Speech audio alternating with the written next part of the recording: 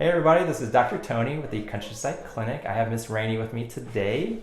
Miss Rainey is going to be sharing her story about what's been going on with her and why she had come in and talk about her knees. So, Miss Rainey? Yeah.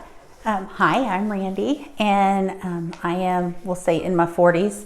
And I came in because I was having a lot of trouble with my knees, up and down stairs. I was wanting to be more active. I'd been losing weight, wanted to be able to walk with my dogs and go on bike rides. We live close to the bike trail, wanted to be able to do that more. And I had found I just couldn't do hardly anything. If I tried to walk more than a block, my knee would hurt so bad that I'd have to have my husband come pick me up.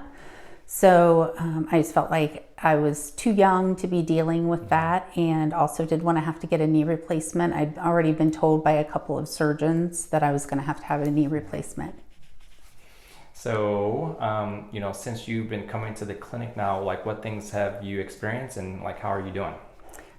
So definitely I'm doing better up and down the steps. Going down the steps a lot of times was worse than going up, and I'm not having the pain with that anymore. I don't find myself avoiding going up and down the steps, and I've been able to go on some walks with my dogs, done a 6-mile bike ride, and been able to get in the river with my dogs and walk around on the rocks and not have so much knee pain that I couldn't stand it. So I've definitely been making improvements. So, and how long do you think you've been coming so far on the program? Probably about 4 weeks. About 4 weeks.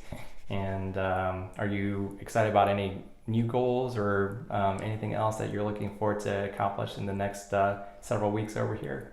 My husband and I have kind of set a goal on the bike riding thing of we want to be able to get from one spot on the bike trail to another and back, and so that's my big thing. It would be probably about 12 miles when we get to that point, and so yeah, definitely that. Awesome.